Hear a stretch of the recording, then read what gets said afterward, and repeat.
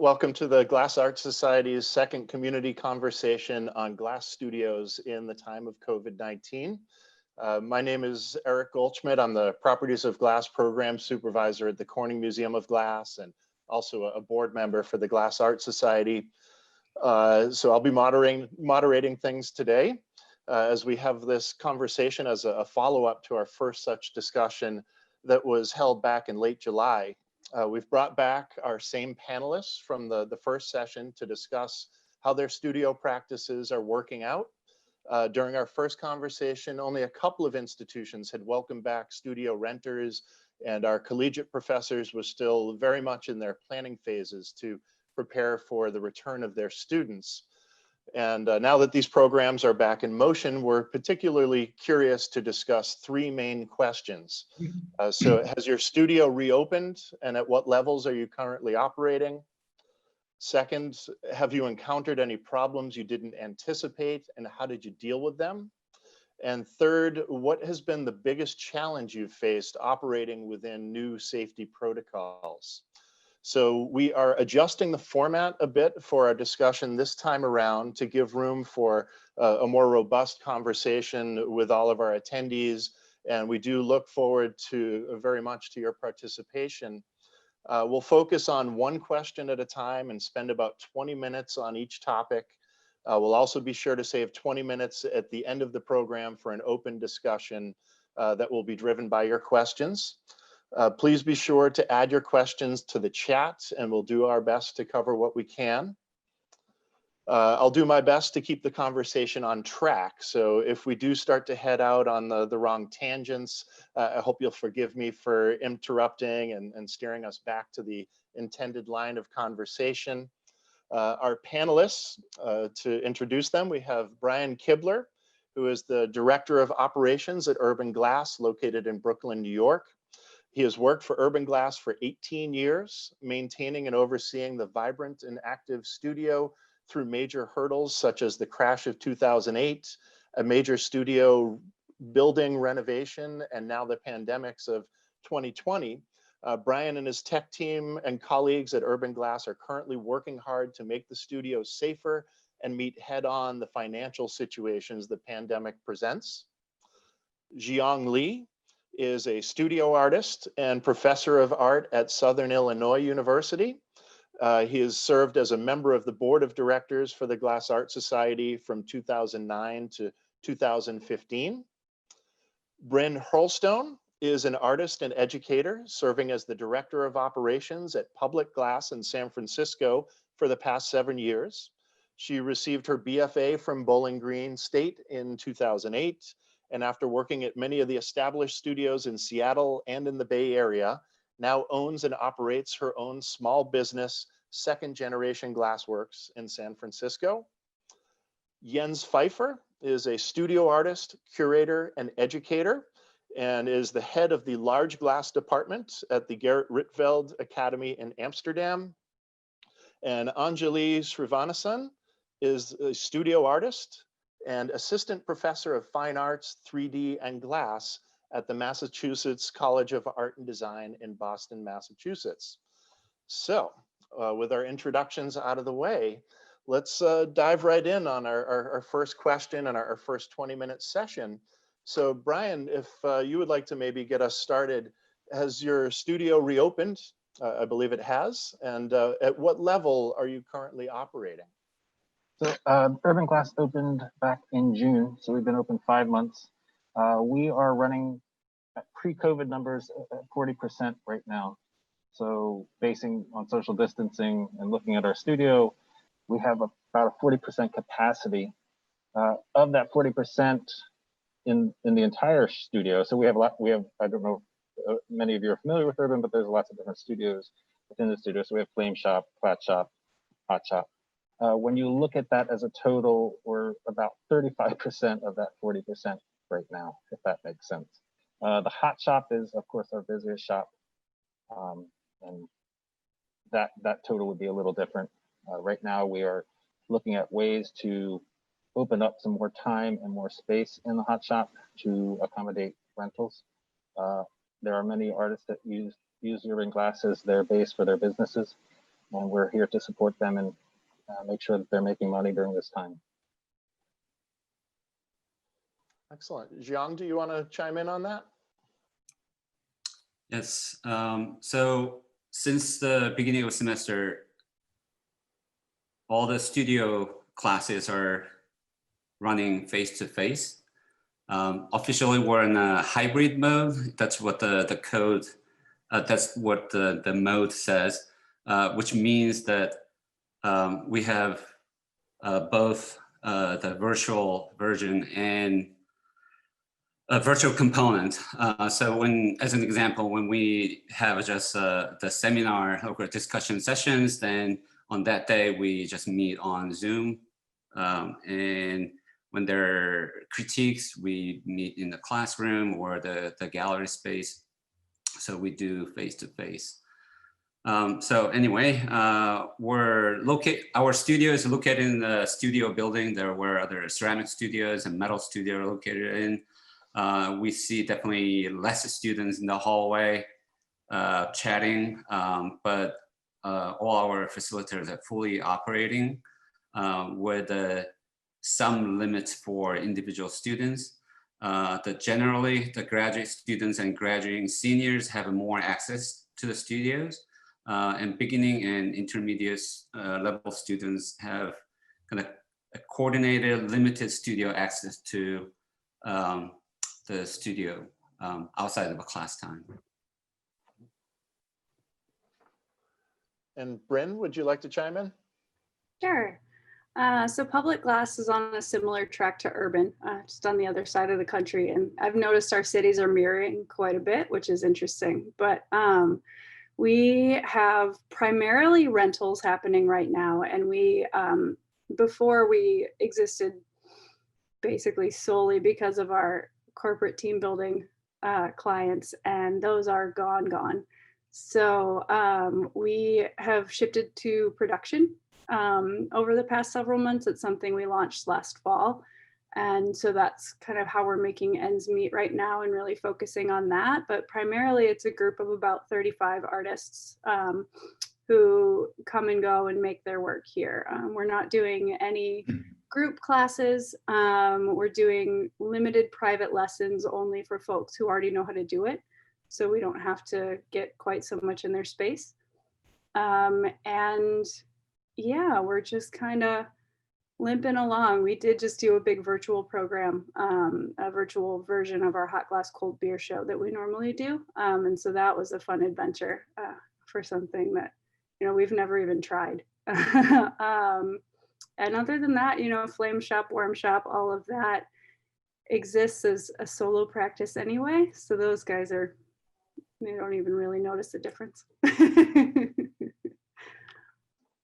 Excellent. I can speak for our studio at the museum in Corning. We're also not teaching beginning classes in the hot shop these days, as it does seem to promote a little too much close contact. So we're sticking to intermediate and advanced ourselves.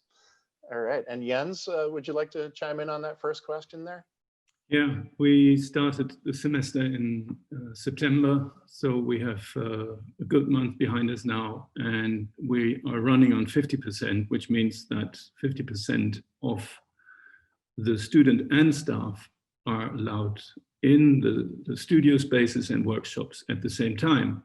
But we are also recognizing the movements, and students stay put in their spaces, so we can allow more people in on the basis of square meters.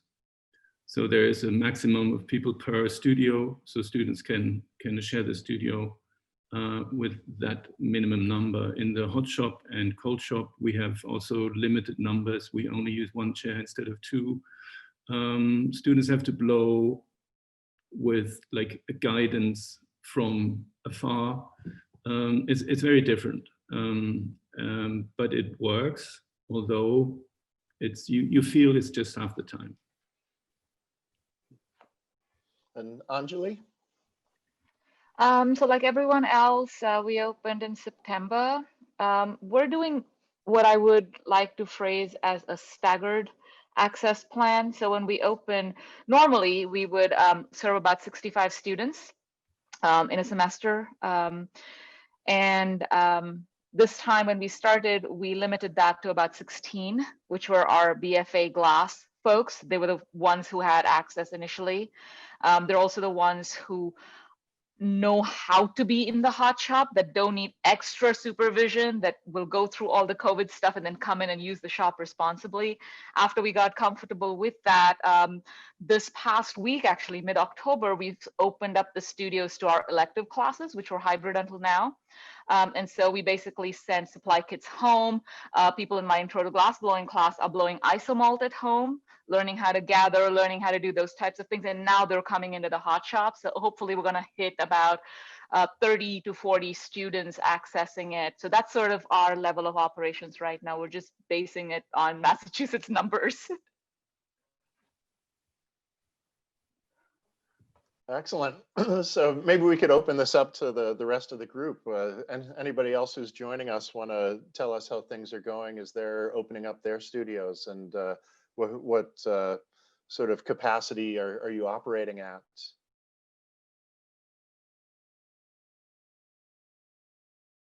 So I'll jump in at once. I can go ahead. I'm not in the glass department, but I'm in the BFA program at Humboldt State University right now. And we have, I'm a double BFA for sculpture and jewelry, but I decided to delay the jewelry because they were only giving access for 5 hours a day per week. And it's just really crazy. Like, I mean, we used to have about 20, it feels like, but in sculpture, I can say that they're a little bit more lax, almost more lax than I would prefer. There's a limit of 9 students in the class, which is fine and everything, but I mean, there's no cleaning of any of the tools.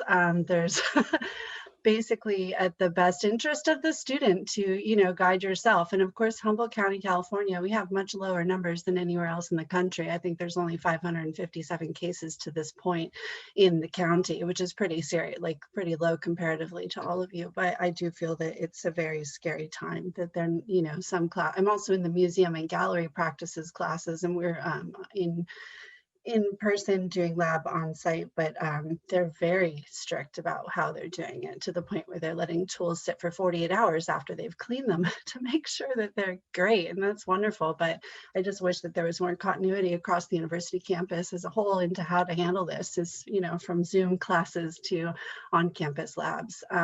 So what I'm hearing from all of you is very reassuring. It makes me have a little more hope that this will be better soon.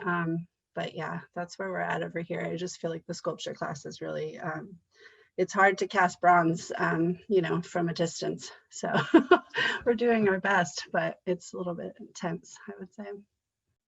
No doubt. Thanks for sharing, Lisa. Anyone else want to jump in on us?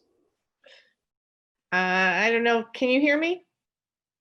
I feel like my connection is freezing. Yeah, we can hear you. Okay, I hear great. you. So my mouth isn't moving on my screen, but as long as you can hear me, that's great. So we are a public access studio. We also reopened in June. We opened our gallery, and we're working on production using recycled glass and marini to make cups for a fundraiser. We have done some one-on-one rentals and some solo one-on-one tutoring for students who already have experience. We did just begin our after-school program, Fired Up. We have 17 students. We had our first in-person class last week. Our numbers are pretty small also. We're on the other side of the lake from Chicago, but they're increasing. And one of the big questions today was, you know, numbers are going up across the state of Michigan. Should we stop? We have not been doing blowing. We still have done some sculptural, some paperweight experiences. We still have on the books from spring, and are really trying to figure out not how to make it through right now, but through January and February.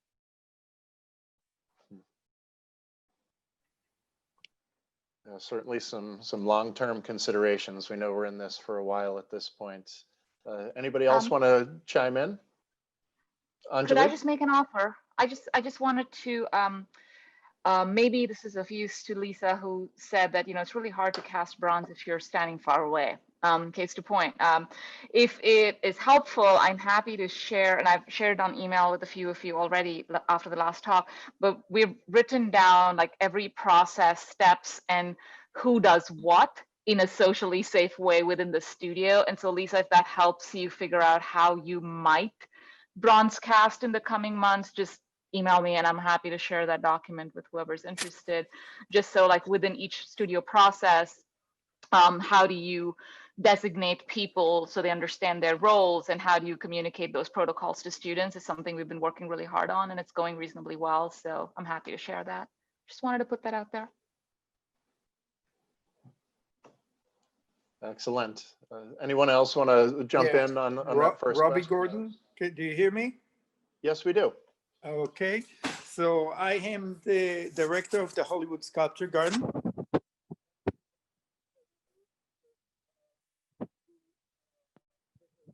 We may have lost you there, Robbie. Are you still there?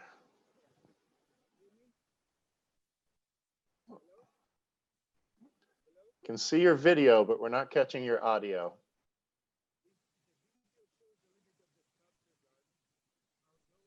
Which looks like fabulous video of the sculpture garden. From the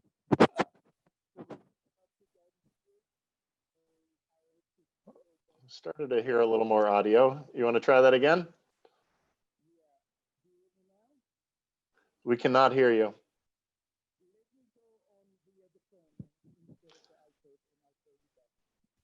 I think his finger's on top of his mute or his microphone. Yeah. Is your finger maybe on top of your microphone, Robbie? Is it better now? It is much better now. Perfect. Okay, so I'm the director of the Hollywood Sculpture Garden. We a sculpture garden that have also glass and everything. We used to sell 15 a year. This year we didn't sell any. We used to have receptions, and we had Atlas Obscura that used to come twice a month or once a month with at least 50 people, and we did events. We do by appointment now only, and we have quite a lot of appointment every day. People are coming. However, none of them are people that are buying. We also used to get clients, etc., from events because we had wedding, etc. 2 weddings that were supposed to be last month here were canceled, and we were supposed to have Disney was supposed to do a movie here to use the place, and we canceled them because we didn't feel comfortable. So it's working, but we don't have the sales part, etc. But we constantly have people working here, artists that come to volunteer to work, and we have few people that are full-time here working in maintenance, etc. Today it's not a good view, but we are under the Hollywood sign, so we have the view of the whole city, but it is completely dark, completely foggy today. So this is our situation. Excellent. Thank you. Thanks for sharing. Thank you. Jason, did you want to jump in there?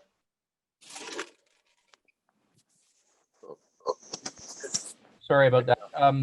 I apologize. I was a little bit late to the start of this, and I'm hoping I'm assuming this right, that we're invited to just give our scenario of our situation that's happening right now. I'm the technologist at Sheridan College Glass Studio here in Ontario, Canada, and we have almost 40 students face-to-face currently throughout the 4 years of the program. So we have a pretty busy studio. It's not nearly as busy as what it usually is, admittedly. It was a fairly large undertaking to be able to get to the point where we could do what we're doing. The college first did their groundwork of occupancy studies of all the rooms of the used areas for face-to-face delivery. That had a significant impact in some areas they came back to us in some rooms where we would have classes of 20 students. They said, well, you can fit 6 in here now. So that led us to the next step of finding suitable alternative spaces for proper social distancing, et cetera, et cetera. We worked through all of that. We wrote what's called standard operating procedures, or SOPs, for every room of use throughout the facilities. This, some of them are common, so some of them have the same SOP for each room. Depending on the unique use of the room, it might have some subtle changes. But the SOP includes the responsibilities of the user, the limitations of the space. Responsibilities include sanitization before and after use of every used item, surface, and tool throughout that space that the individual has been using before and after use. So that happens for every area of the studio. We also have schedules now. I'm sure all of you, the bottleneck has typically been in the hot shop historically, where we develop you know, blowing schedules that the students will choose from. Maybe that's their schedule for the week, or we do it for the semester. We've done that for every area of our studio. So every major area being kiln working, flame working, cold shop, hot casting, and blowing. And that's for the whole semester. So the students at the first of the semester had a crazy Zoom meeting, and they chose their areas that they wanted to focus in. They chose their working times for all of those areas in one meeting for the whole semester. And we'll be revisiting that come January for second semester if everything goes well.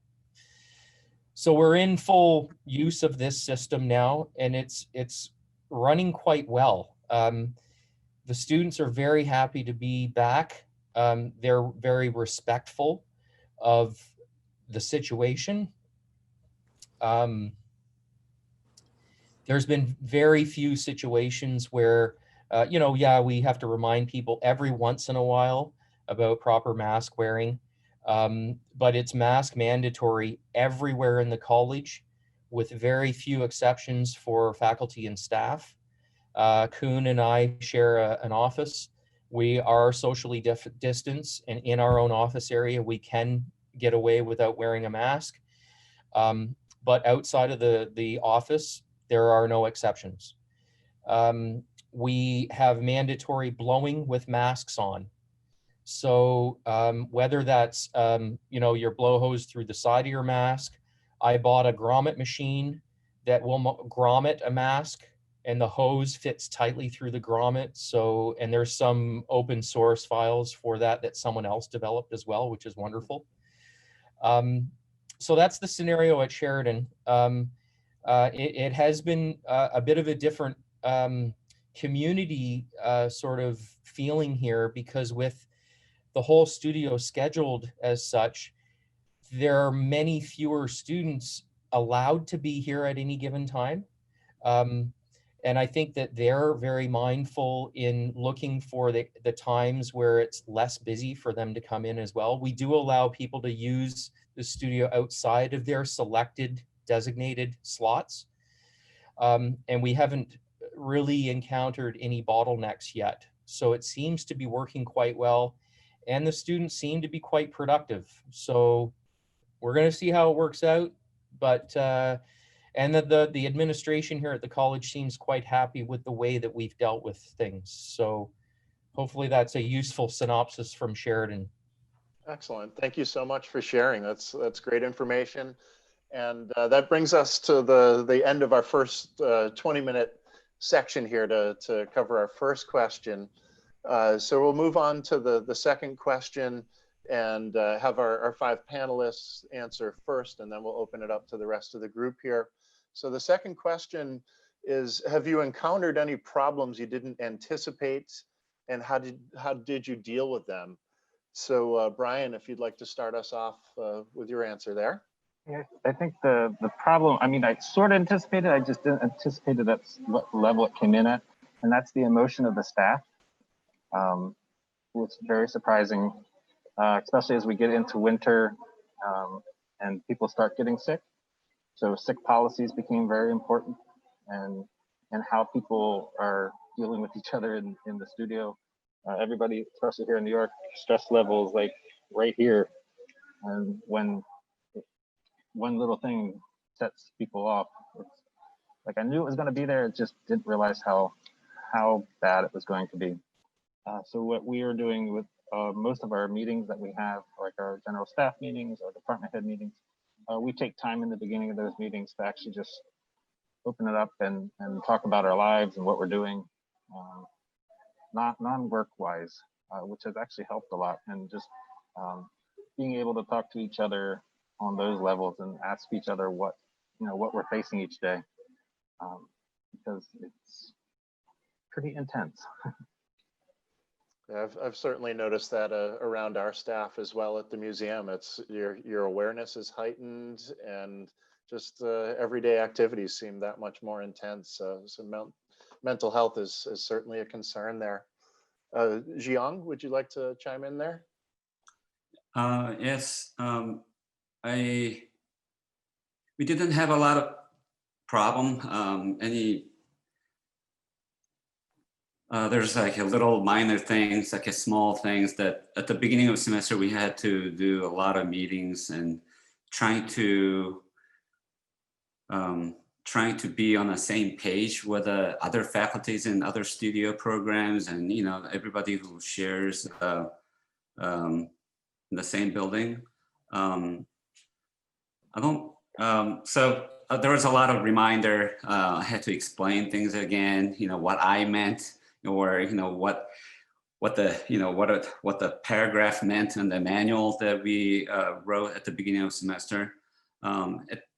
But we didn't have any major issues. Things are, I mean, the next question we'll talk about the challenges, but I think that wearing mask in the hot shop is already, it's hot and it's hard to breathe. And I've asked students and, they said that hard to communicate, but for the second question for now, any problems that we didn't anticipate it? I don't have any major answer to that. All right, thank you. And Brynn? I think, my answer is similar to Brian's again, but on a more community-wide level, I think we have been continually surprised by the difference between people's progress and where they're at in relationship to their fear of COVID. So we have some people who, since we've been open since June and, nothing bad has happened, knock on wood for the 8,000th time today, they have gotten a little bit calmer about it, and certain people have started to do things that maybe they wouldn't have done 2 or 3 months ago, like eat lunch 10 feet away from someone in the same room, not outside. Like it's a big space, we have good ventilation, they have to do it at their bench, but people are doing that now. And then there are some people who were perhaps more lax before and are now more nervous. And so I think just keeping up with the general change in emotion and progression, and it doesn't relate directly to the situation in the city, which makes it even harder to keep up with. San Francisco is at lower rates than we have been since the end of May. So here right now, it feels much calmer than it has, but that doesn't directly translate into the emotions in the shop. And then it also, outside of the shop, we get a lot of people who are saying, well, the city's going to 50% capacity and in indoor restaurants, they just announced it. So are you guys going to start classes? Are you guys going to do this? Are you going to do that? And we're like, first of all, they just said it out loud. It doesn't start until November 3rd. So hold your horses. And and also we're not like any place else in the city. So we're not very interested in what other people are doing. We're interested in what keeps our people safe and what makes them feel safe, which I think those are two very different things, you know, and a lot of COVID is managing the perception of safety and making sure that it feels that way and not just adhering to the things that are literally safe. And that's, yeah, I think that was unanticipated too. I'm such a literal person that I was like, okay, we do these 5 things and then it's good. And there's a lot more to it. Excellent. Thanks for sharing. And Jens, how are things going for you folks? I think I can relate to what Jiyong said quite a bit. There were smaller things that we had to adjust, like how to clean the pipes. In the beginning, we like cleaned them with chloride and other stuff, and then we found out that's not the best thing to do, and it can be easier and it can be quicker. Also, we didn't know how students would answer or react to all the restrictions we had and the rules we were putting on them. And to my surprise, I think most of the students, they reacted quite positive to it. They can adjust to the situation. We have much more slots that they have to sign in for instead of just coming in and, oh, there's a free chair, I can just do something there. So everything is much more organized than before. And yet students seem to be much more enthusiastic about what they have missed for such a long time. So I think they realize this is the moment. Because also we're facing a second lockdown, but I'll come to that later. For the rest, yeah, I think it's more the community and the social part that is difficult, because what I said, some students are really good in taking this, but other students have a hard time getting back to work, finding a rhythm and finding their space with these restrictions. So that's more than at other times a challenge that we face, and I didn't really anticipate that. I was expecting problems, but not in that wide range, from really happy to really devastated and not knowing what to do. And so we have a lot of discussions about that. And what we try to do is also to involve the students. We're learning by doing, how to use the studios, how to use the workshops. And students come up with good ideas, and we try to realize that. And I think in the end, this is a good way to build this together. Excellent. And Anjali, how are things going for you folks? Well, I was trying to think. I can't say we've had problems that we didn't anticipate. I feel like we did a pretty decent job of saying what if, and really anticipating various scenarios. So most problems we're having, like everyone else has said, are minor adjustments, flexibility, more dissemination of information, more sort of just gearing people towards new habits. So I feel like we've anticipated all of that. For me, the biggest unanticipatable issue has been just administrative issues. You know, I think when you're part of a school, the school system is so much bigger than a program or a studio or a department. They're working with state regulations and things change, and you're going, wait, what? You said we could have the weekend. Now you're saying no weekend access. Oh my God, you don't have staff for the weekend. That means no one gets to work over weekends. That's a huge chunk of time for students who are doing jobs during the week to afford an education. So now what do I do? You know, stuff like that, where I feel like the sphere of influence is much larger than me or the students or the program. And I'm not sure how to anticipate those things.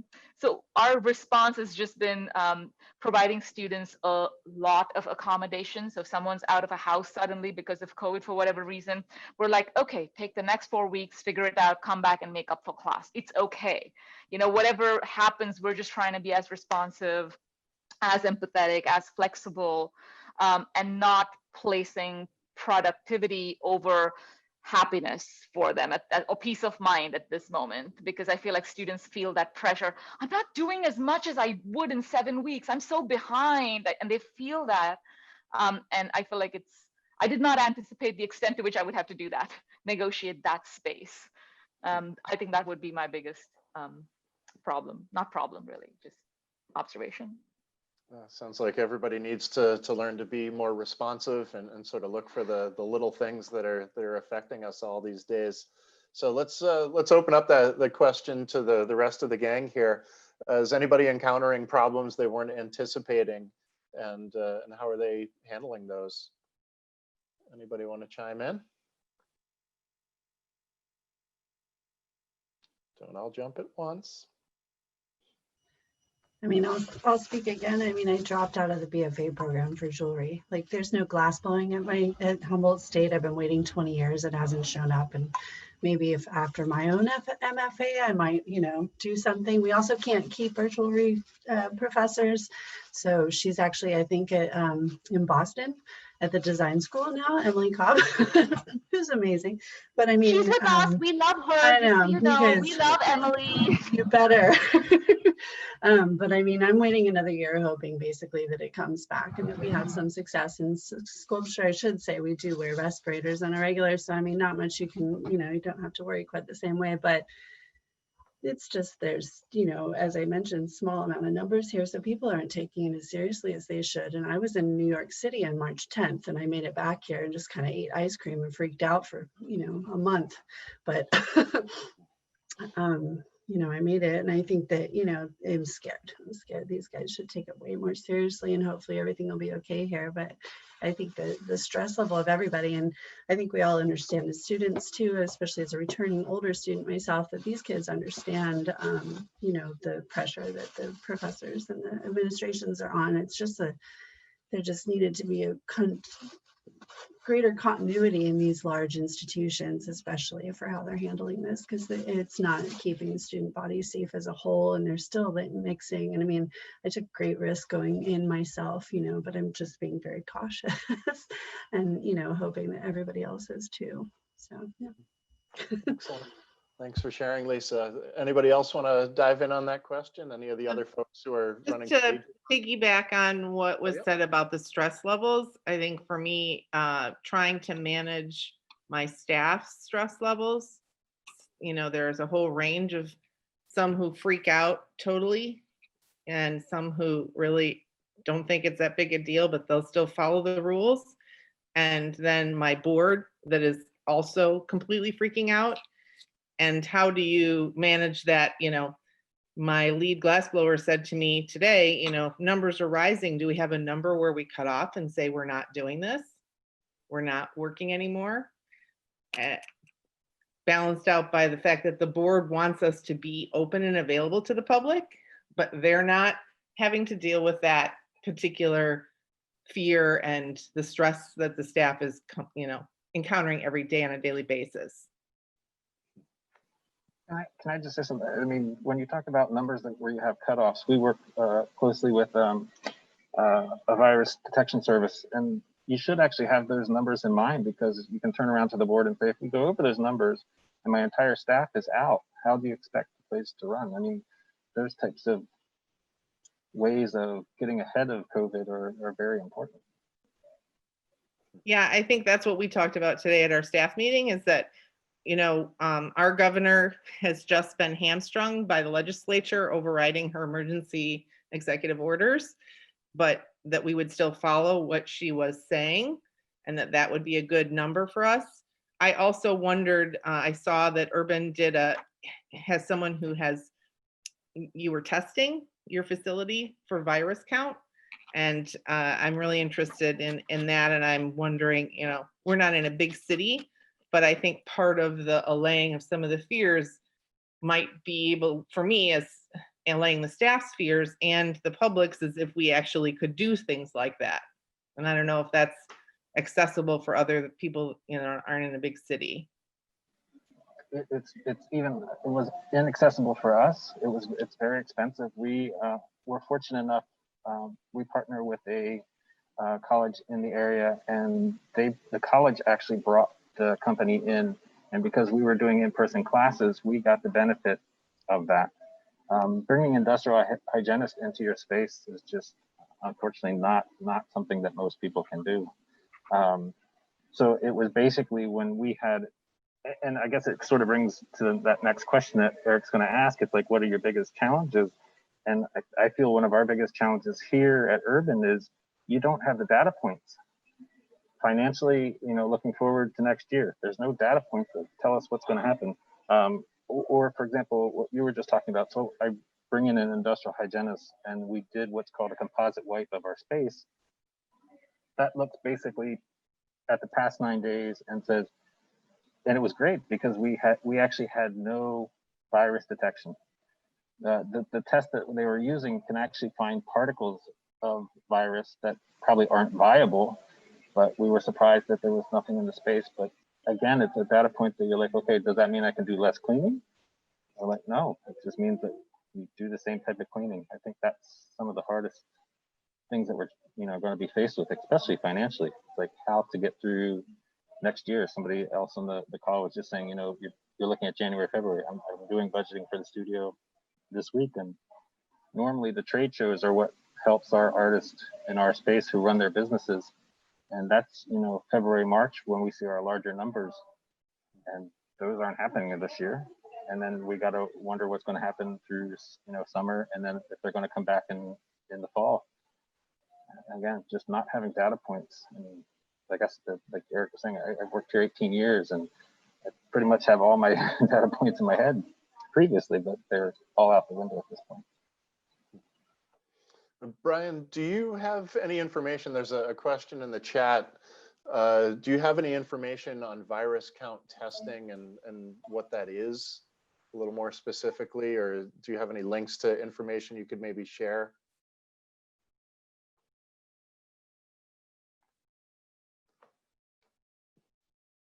So if anybody does have information on virus count testing, that would be great to share in the chat. And I see Sally chiming in, Sally Prass chiming in about universities and sort of running into the same issues as Anjali, as universities are adjusting and sort of responding to administrative changes that they need to make, or even responding to state guidelines. It does have a trickle-down effect to everybody, right through the glass programs, through the students, through, I'm sure in Sally's case, how she has to operate her scientific glass blowing studio as well. So yeah, we're all sort of responding to things as they're coming at us. Anybody else want to chime in on problems you've encountered that you hadn't anticipated? We've got about 2 more minutes to work on that topic.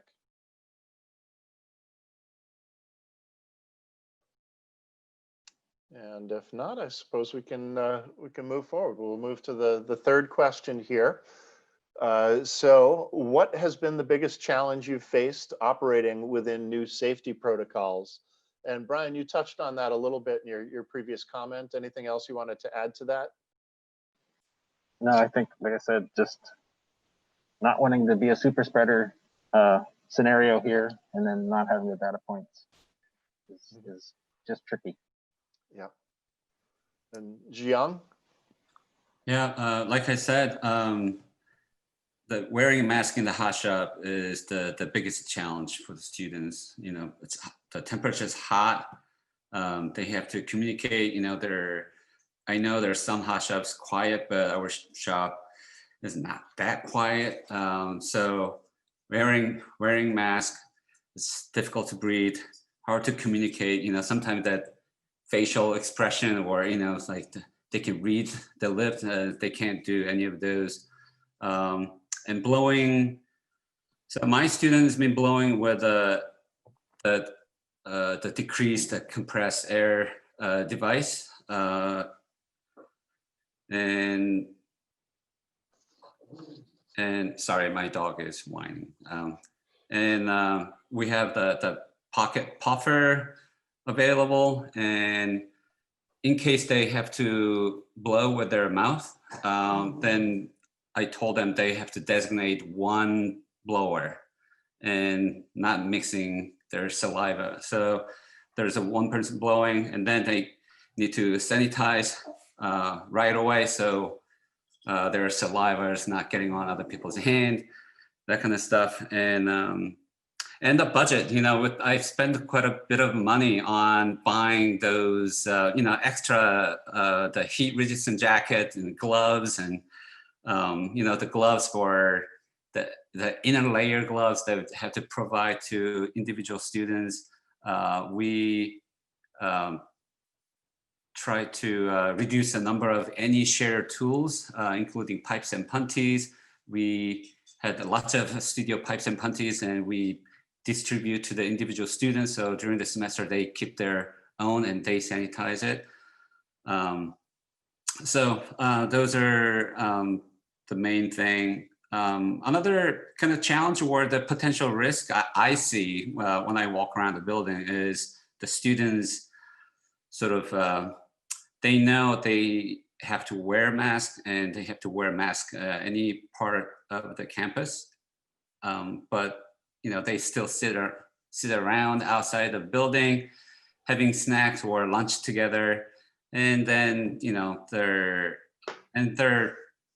they talk to other students from different studios. So I kind of worry about the situation, but then as an individual faculty, it's difficult to run to them and say, they keep pointing out they have to wear a mask, So that kind of worries me. So the one thing I do is, talk to the university facility and maybe remove the bench or kind of take it apart so they don't kind of reduce the chance of people sitting together closely. I guess that's about it. Excellent. Thanks for sharing. Yeah, I can speak for sort of working on the front lines at a museum, and everybody has their own perspective on things. It's not much fun when you see someone who isn't really taking the masking too seriously and figuring out your approach for diplomatically working them through that is not an easy thing to do.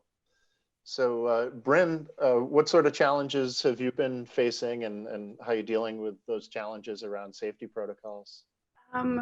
Right now, our biggest challenge is how to move forward safely. We feel good about what we've done so far, but unlike some of the other studios, we are facing a bottleneck right now. And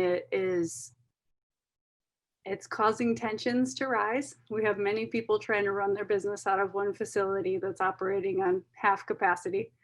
And so right now we have a 2-week limit on how far in advance you can book, and then it's first come, first served. And that's so that we don't have people booking all the way out and then just canceling as they change their minds.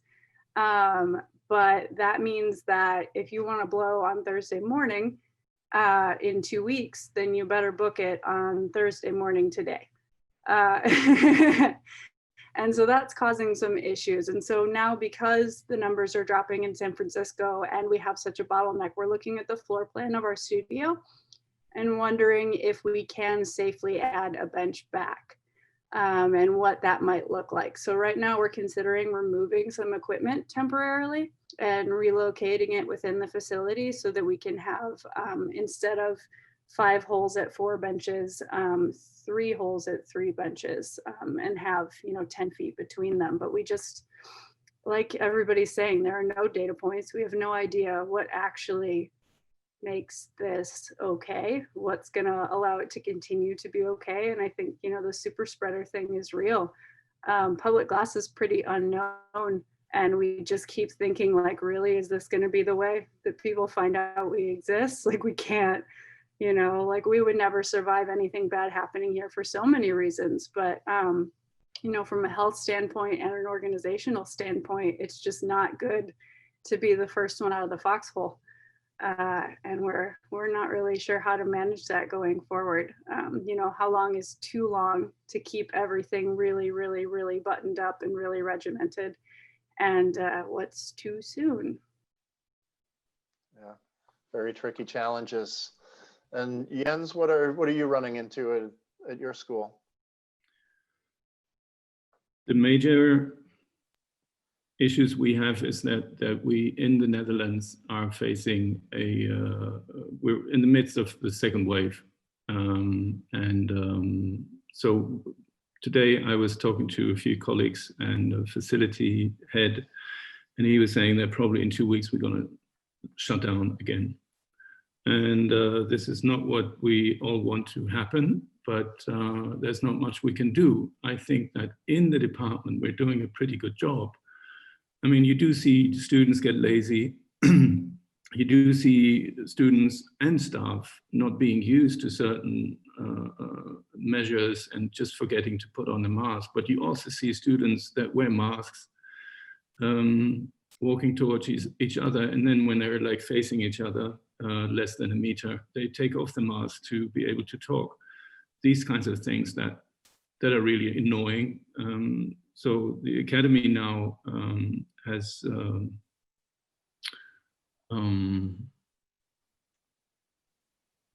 we have somebody who walks around the Academy, and her job is to speak to students or staff and not tell them off, but remind them of the measures that we have to take care of and remind them of their behavior. But I also heard that now after the first day, people got really angry about this whole situation, and so probably she's not going to come back. It's a balance, and it's really difficult to find the right spot because you get drawn to one or the other side all the time, and that's just the challenge we are facing. But I think personally, I must say the challenge that I think is hardest is if we in the Netherlands have to face another lockdown. And I, as a teacher, we at the Academy cannot just stay open, although we're doing a good job. So I think this is what we're gonna have to work on the next days and weeks to find a situation that we can, I don't know, I read that somebody sort of closes the whole campus. That would be nice, we can't do that, but something like that. I think we have to look at if that's possible for us to maintain like a minimum of classes. Yeah. Tough challenges, absolutely. And Anjali, what sort of challenges are you facing with the safety protocols these days? I think for me, the biggest challenge that I am dealing with is helping students see that their choice to return to school this fall was not a mistake, that their choice to proceed with their dreams, their practice was not a colossal error on their part, and they should have just stayed home or, you know, done something. In that I feel like every day I'm dealing with that all the time. Because that happens constantly when we have 3 alternate systems for glass blowing. I'm just talking about glass blowing. 3 different ways you can blow safely. In the hot shop, we provided for all of those, all the PPE, everything is good. You get to choose based on your project which way you would like to proceed. But each of those requires them to change their habits significantly. You know, blowing with that compressed air hose, or using the pocket inflator, or using the blow hose attached, whichever system you choose. If you're a sophomore, junior, or senior, you've been doing this for 3 years, it's hard to change your habits when you're really just trying to get that thing out of your head. And that frustration, like I've given my phone number to my kids and been like, just message me. If you think about removing your mask and doing something else, just message me. So I get these messages at 9 p.m. I've been at this for an hour and a half. This is really frustrating. You know, just to work through that has been challenging in terms of how much time you invest communicating to a 21-year-old or a 23-year-old, just saying, is that trade-off worth it? Like, can we find another project, another approach to the project? Where is your, like, leaning, like taking that, going and pedagogically getting creative with it has been really exhausting for me. On the other, like, there are other things, like students have to schedule 2 weeks in advance, kind of like Brynn, you know, like 2 weeks in advance, they have to schedule for the thing that's going to happen. Students don't work that way. They don't know that they need the cold shop next week. To tell them that and put them in that place creates another layer of like, they're like, we're just wasting time, we're not getting anything done. So for me, it all comes down to that feeling of regret, that my students should not regret coming back to campus, because we're all here, we're working together, getting through this thing, but it's so hard to overcome that feeling. It's certainly tricky. And I'm kind of curious, are any of you in particularly the collegiate programs, have you seen students pull out of your program to wait for COVID to end, or Yep. what are you saying? Yeah. Yep. Anyone else want to jump in on that? Yeah. Oh, did you want to we've had follow a up, drop. Anjali? So well, I've had a drop in, for example, let's just give you an example. I had, at the end of last year at advising, I had 6 incoming sophomores. I had 2 come back. The other 4, out of the other 4, 1 decided that she was just going to wait and declare her major later. The other 3 never showed up. They just put a gap year in or a gap semester in. So they're like, okay, whenever you decide, we'll talk. But that's what happened. My issue right now is I'm teaching intro to glass blowing, but we started virtual. Now I'm trying to move it to campus. And if Massachusetts goes into lockdown, we'll go back to virtual. So our electives are effectively virtual. So I'm teaching you glass blowing through sort of a material studies point of view, where you're using isomalt and learning all, like everything with the physics of that process, but you're not actually blowing glass. Or even if you are, it's going to be 12 hours, it's going to be 15, 18 hours for the whole semester. It's not substantial to build skill, right, Eric? So then I'm like, my next challenge is going to be when these kids come back in the spring, I can't offer advanced level classes. We're going to be stepping back in curriculum and seeing, well, what did they manage to do? And now what can we offer? So I feel like the whole structure is shifting to a different thing in spring. So for me, the enrollment is figuring out, like playing out in that way, because I don't have incoming freshmen. I have no way to show them my studio, my program studio, and say, hey, come here, let's try this. Let's do an open house. Talk about glass with me. None of that. So we're like, okay, we're in the dark. Who's going to take glass next year? So it's a little bit scary in terms of dropping numbers.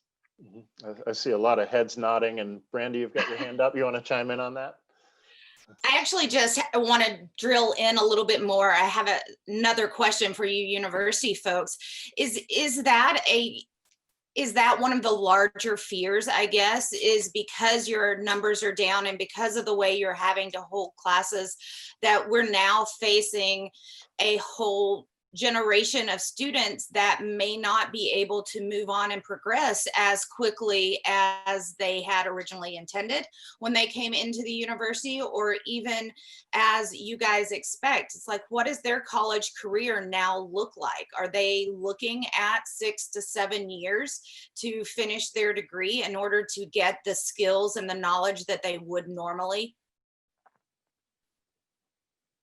Jens? I know that's not something you guys want to think about or talk about, but I'm very curious. I mean, I'm Mm-hmm. happy to have a go unless someone else wants to jump in. I'll go last this time around. Jens, do you want to jump in? You look like you had your hand up there for a moment. Yes, we talk about that. We have that in our minds. And before we started, we didn't know how many students would actually show up. And we were thinking of a much lesser number than actually showed up in the end. But what I said before, some of the students, they realize now that, oh, maybe that was a wrong decision, because I just can't find the flow. I just can't find my space. And it's what Anjali said. That's the major part of the work, is trying to keep them happy, make them believe in what they do.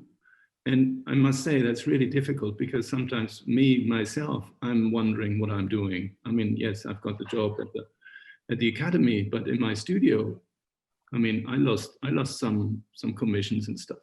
And that's okay for a while. But what about in 5 years? So the whole issue is, what are we teaching? What can we teach them, and what can we teach them for? And whether that takes 3 years or 6 or 7 years, that's not even my issue. The issue is like, what am I doing this for? And I think that is also in the heads of the students, like, why am I doing this? Like, I'm paying money, that's a big issue, of course. But what do I get back? And also what Anjali also said, next spring, you will have to go back to teaching beginners again, although they should be advanced. You might have to do that for 3 years or longer. This is what is really difficult and challenging, because we don't know that there is an end to it. And this sounds really depressive, I'm sorry, but this is, I was much more optimistic, but being in that situation now, what we have here, realistic is pessimistic. Yeah, it's the reality. Yeah. Well, Anjali? okay, I just want to offer, so this is, I don't know if this helps, but this is what I've been telling students, right? So we want to be really good at a certain technique in glass that currently you're not going to be able to do. And I'm always telling my students, well, you are the studio, you are the place and the person of study. You are bigger than this thing. So if you cannot blow glass, find out what your interest is within that blowing process. If it is the inclusion of human breath in the work, what other options do you have to include human breath in your work? If it is the process of working with glass, what other processes in glass are open to you? If you're interested in light because of the way it behaves with glass, look at optics across all media. So I'm encouraging students at this time to think laterally, sort of like roots of a tree growing all over, as opposed to saying, I wanted to make goblets, I'm going to keep going with goblets, and whoops, I can't blow goblets right now because I can't get an assistant with me. You know, like, part of the frustration for people comes from being very deeply invested in very specific things that they've decided are important to them. And I'm saying, let go of that for 6 months. Use this as a place to grow laterally. And that seems to be making some headway with some people, not all, some people. Just wanted to point that out in terms of like a curricular change. So for example, next semester, we're teaching optics and glass textiles. These are things you can work at home and have a small component in the studio. We're not teaching glass blowing classes next semester, actually. You know, so we're like, let's just not put students through that. Instead, let's offer them this hyper experimental approach to making real work, just using completely different reference points. So, yeah. I think it's true that that the regular basis around the campus, around the town, the people visit the glass blowing studio and see the students blow glass. We also reach out to the community and invite the local people to watch glass blowing demo. So those have been the kind of regular activities, the kind of public engagement we did. And certainly right now, we do not allow visitors to visit our studio building. So we can't do those things. But I think we have seen enrollment decrease for a number of years. And I think that's not just colleges. I mean, there may be few colleges exceptional, but around the world, the student number in all craft areas has been going down. I think that will be a completely different discussion topic, but I think we're in a difficult situation. No doubt. Anyone else from our attendees want to chime in on this topic here?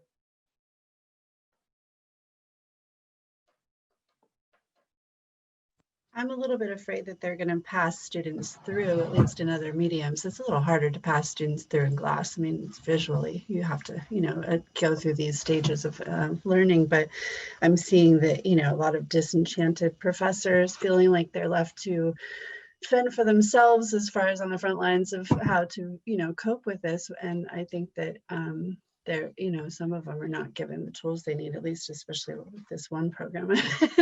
But I mean, the student body is somewhat strong, although divided, you know, like I said, 9 at a time at any one time.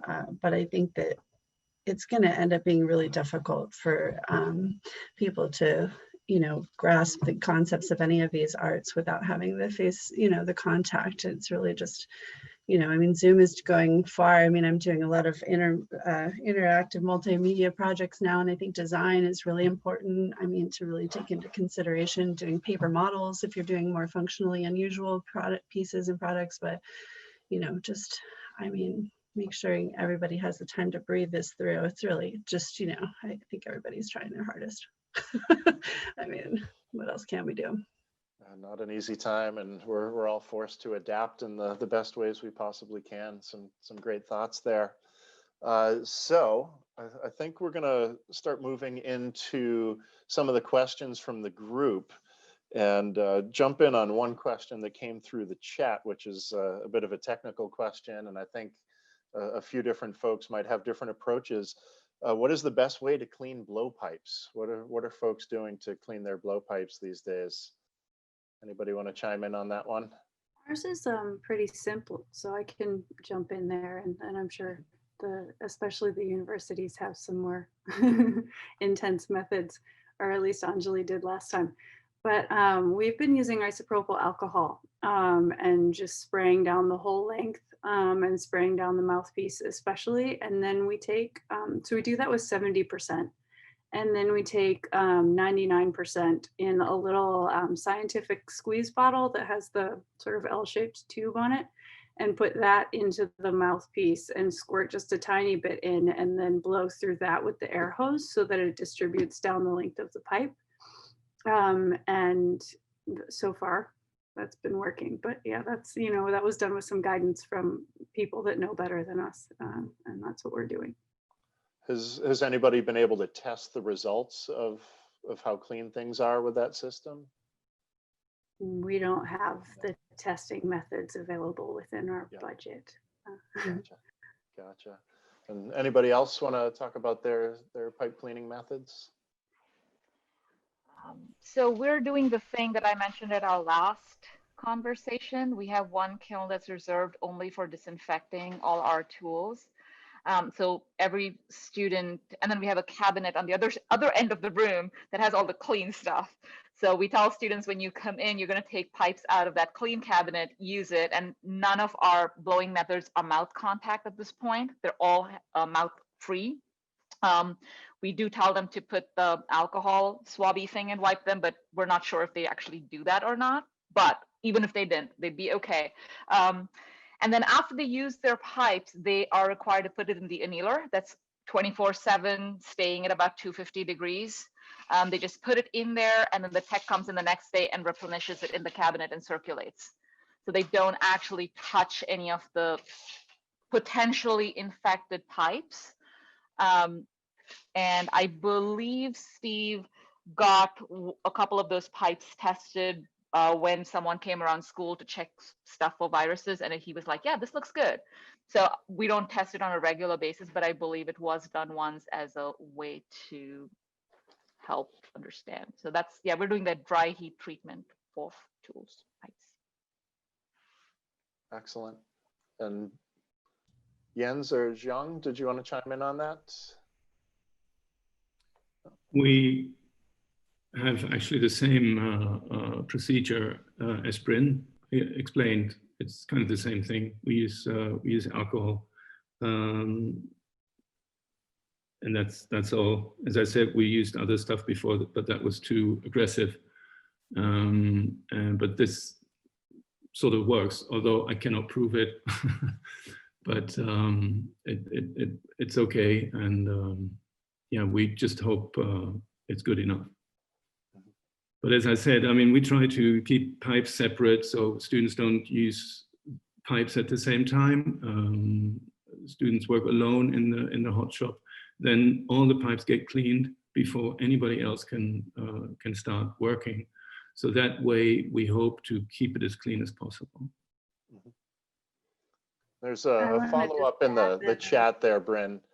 You talking Fahrenheit, temperature-wise?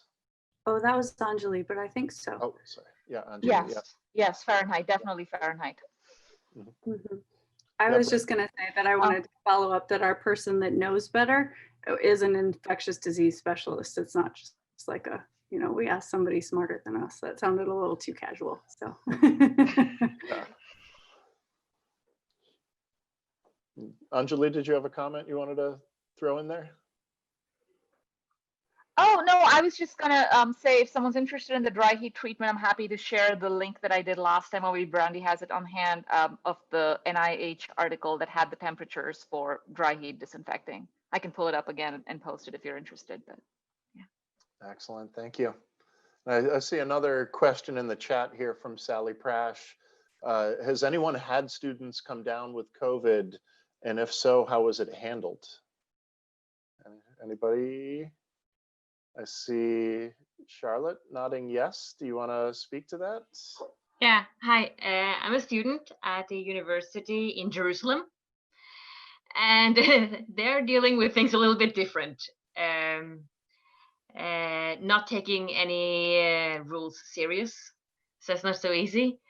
And there was one student that had COVID all of a sudden, but it took way too many hours until the staffs actually did something. So the panic started to like go around the corridors, like between students. But they sent a student, and everyone that has been with a student around 15 minutes, you know, been in contact with a student for 15 minutes, and they sent them in quarantine for 2 weeks. But the names of the students that had to be in quarantine wasn't given to the person sitting in the entrance of the university. So basically the students could come anytime. And the rest of the students at the university did not get the names of the students that had to be in quarantine. So when you came to the university, you never know if you actually met the person that had to be home or not. So it was not so comfortable. I bet. Confusing situation. Anyone else have a student come down with COVID? No, I guess we've been fortunate so far. I don't have any student had a COVID, but I had one of the student who in my class had informed that they were contacted with someone had a COVID. So the university informed me right after the student emailed me personally, and they found out. So I had to, when I see something like that, then I have to report as a part of the university as well. So we were all informed. The student didn't, I told the student that they don't have to come to the class. We had a project at the time that the student was able to do at home. So I packed a box for the student and drop it off at the student's apartment. So the student didn't have to, we're making some progress during the 2 weeks time, but found out everybody was fine. Excellent. So another question that had come in before we even started with our conversation here. Jane Gavin from Sydney College of the Arts is wondering that now that the Glass community is comfortable on Zoom, are studio academic teams interested in a global post-grad crit session on Zoom? Our numbers vary in the PhD research master's space, and I'm always looking for ways of building a critical community for them. So is that something folks would be interested in? And I guess, Brandy, is that something that GAS can be sort of a bit of a repository for to get it started?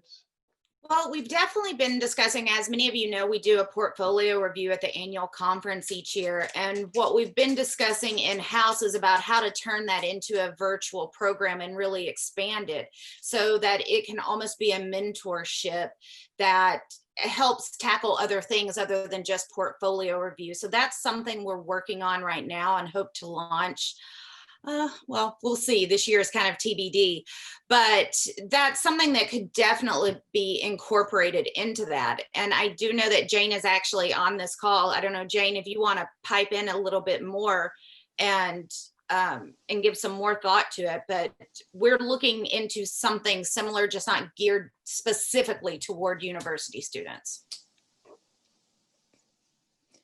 Thanks, Brandy. Yeah, I just hi everybody. Greetings from very early morning Sydney. Yeah, I just thought it was an opportunity. What we've been doing in my classes is zooming into different artist studios, and it's just opened up our whole world in terms of that contact with active researchers.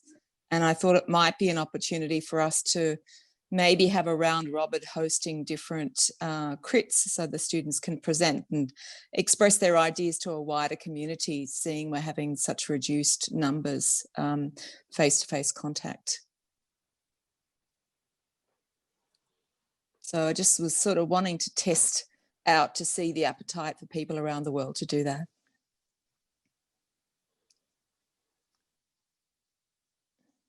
Sounds like a fabulous idea. I'd be surprised if we didn't get some folks quite interested in that. And Anjali, I see you just posted a question. Does everyone know of the Geeks platform? Is that related to this question, or could you speak to that? So yes, I'm gonna tell you a little bit about it. So the Geeks stands for Glass Educators Exchange. Helen Lee started this organization this summer. And it's a 501c, blah, blah, blah. They're doing like virtual visiting artists lecture series. They're doing movement classes. They're also hosting critique spaces. So she has a website up that has a forum page for students to interact, request critiques, ask the Rietveld Library questions, sort of build the advantage that we're having right now is, wow, we can visit any studio anywhere through virtual means, just pushing on that and really building sort of an open environment virtually. And Geeks is trying to do that, Jane. So I would urge you to like just talk to Helen. Yeah. Okay. If you could send me the details, that would be great. Yeah, it sounds exactly what we're looking for. Thank you. Yeah, and I think we could formalize something really good with them. And yeah, I don't think about it. I just think connecting the two groups together so that we've got a broad range around the world. I think the international flavor of it is going to be very appealing for students. Excellent. It looks like Jason and Cohen, do you want to chime in on this topic? Yeah, hi. I've been working on my desk here and I've been listening to the whole conversation in the background. When it comes to critiquing students, we did this kind of first experiment already back in April when our graduate students were having their final critiques. So traditionally, they present not their work, but they present slides of their work. So it's like the students are doing like a presentation of your work the way you would do it in any kind of like conference and things like that. And so because of that formula, we were able to invite external jury members all the time, but they were local. Now, because of the whole COVID situation, it opened up all of a sudden like the possibility of inviting people from anywhere in the world. So that's what we did. And I just personally contacted the series of people who were on the initial list that was going around before Geeks started. Many of you were on that mailing list. And I just contacted them with the question, are you interested in like doing a critique with our students? And everybody was positive about it. Everybody reacted positive. So our students had like a critique like they never had before. We had people from London and from Philadelphia and from California, and it was just a great experience for them because like these are the people that they see in the magazines and that they see on videos on YouTube, and all of a sudden like they're critiquing their work. So they were really excited about it, and I think it's a great initiative if we can keep that going. And all that was just based on like voluntary, you know, like nobody got paid, nobody like. It was just kind of like, yeah, sure, I want to do that. And like, if somebody would ask me, sure, I would do it too. So it's kind of like not everybody has to revolve around, or not everything has to revolve around money. I think we're all like having our income from teaching, and so it's just an extra effort of maybe like spending an hour, 2 hours listening to critique, you know. That's great. What a wonderful program and wonderful opportunities. We can look at some of the positives that can come out of all this. Good stuff.